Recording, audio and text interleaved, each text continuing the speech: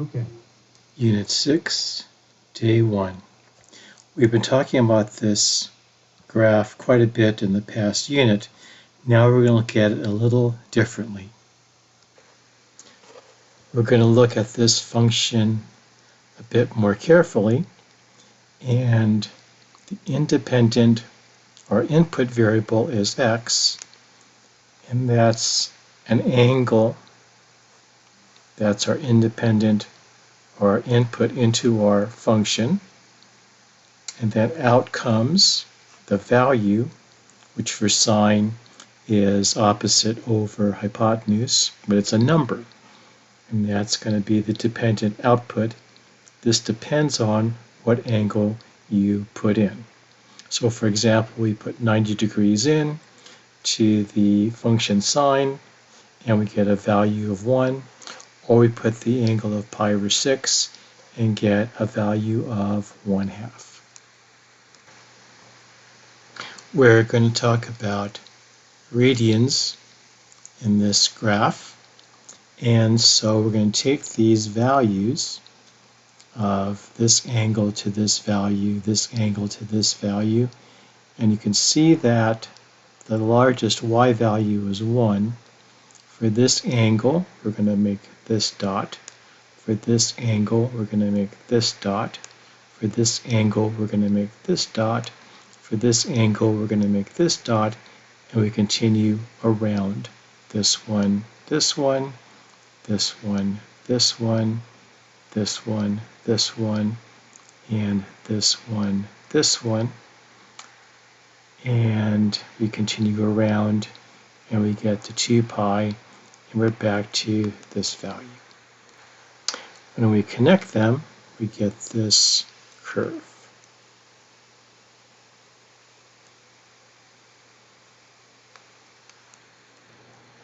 We're going to be talking about radians. So for this part of the graph, we're starting at 0 and we go to 2 pi, and that's our domain for this part of the graph, but we can keep going forever.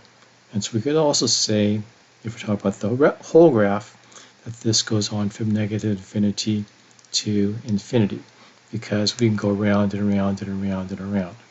Okay? The maximum y value is 1. The minimum y value is negative 1. So the range of our graph goes from negative 1 to 1. The x value that corresponds to the maximum is here at pi over 2. The minimum x value that corresponds to the minimum is 3 pi over 2. That gives us negative 1.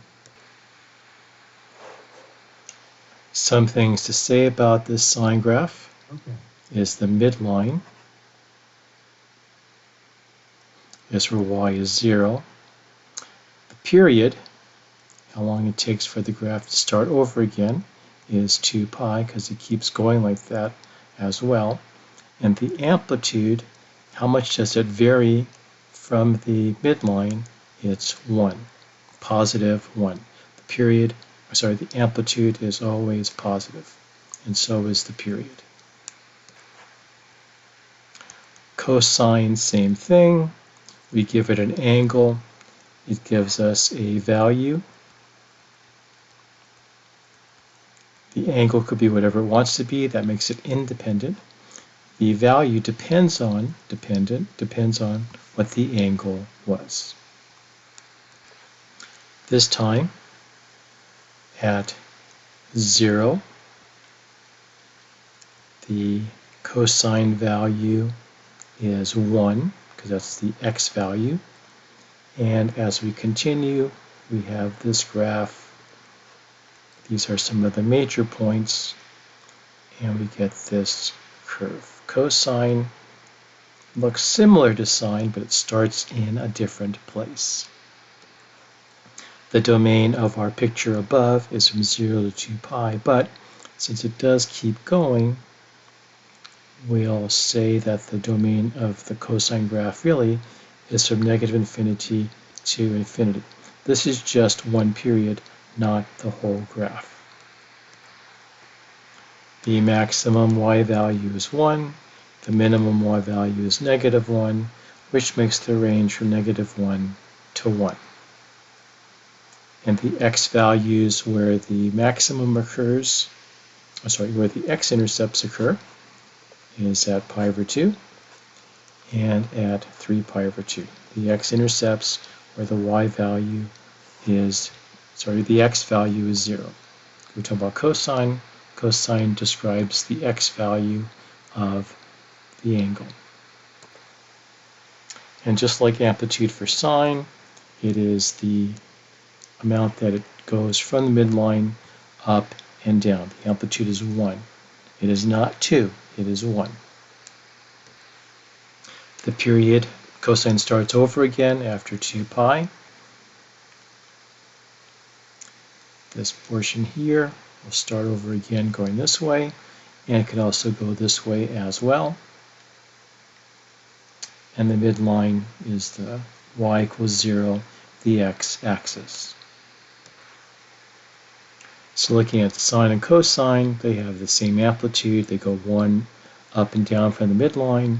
They have the same period of 2 pi and the same midline y equals 0. The difference is their starting position. And the range of both of these, you could talk about amplitude, but I think if you look at the unit circle, if you stay within that unit circle, the y value or the x value are going to stay within 1 and -1. So we're now going to look at why the period or the domain is from -infinity to infinity. We could have started back here at -2 pi and go out here to 4 pi. And for cosine, here is the graph that we graphed a moment ago. Here's another period. And here's another period. These key points are points that you'll need to know. But if you look at it, at 0, cosine is 1. At pi over 2, cosine is 0. At pi, cosine is -1. At 3 pi over 2, cosine is 0. And then back to 2 pi, cosine is 0 again. Oh, sorry, it's 1 again, is 1. That's why we start here and end here for one period, and then we draw another one. So how many full cycles do we have here? We have 1, 2, 3. Now we're going to use some of the ideas we've used earlier in graphing. This 3 here is outside the function, therefore it's going to affect y because it doesn't affect x. The sign protects the x from the 3, so the y values are going to change. So sine normally is here, here, here, here, and here.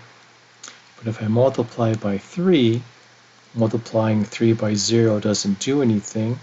Well, multiplying 1 by 3 gives us 3. Multiplying -1 by 3 gives us -3. And we stretch our sine curve. And if we do that for another 2 pi, out to 4 pi, and then back to -2 pi here. And so our amplitude is now 3. Remember, amplitude is measured from the midline, up and down. It's always positive. So in a sense, you could say that our circle now has a radius of 3.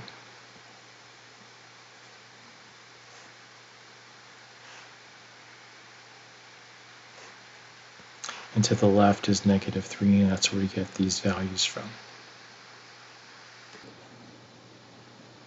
Same principle as from before. If we have a negative sign outside the function, it doesn't affect the x directly, so it's going to change the y values. So then we have our sine curve. Normally it's here, here, here, here, and here. So then the negative, well, zeros are going to stay 0. but the 1 is going to become -1, and the -1 has become 1, and we can see our graph flipping over the x-axis. And if we do it again, because if you've seen one period, you've seen them all, haha.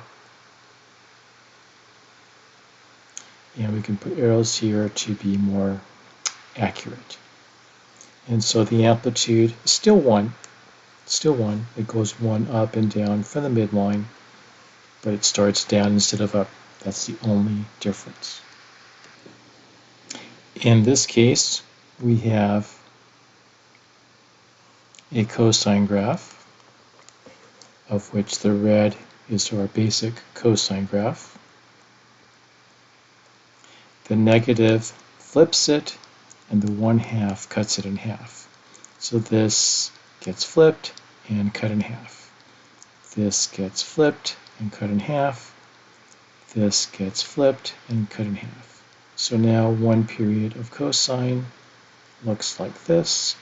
If I repeat it again and repeat it again, I'll get 3 periods of this cosine graph, and again extend it up and put arrows, and the amplitude from the midline is 1/2.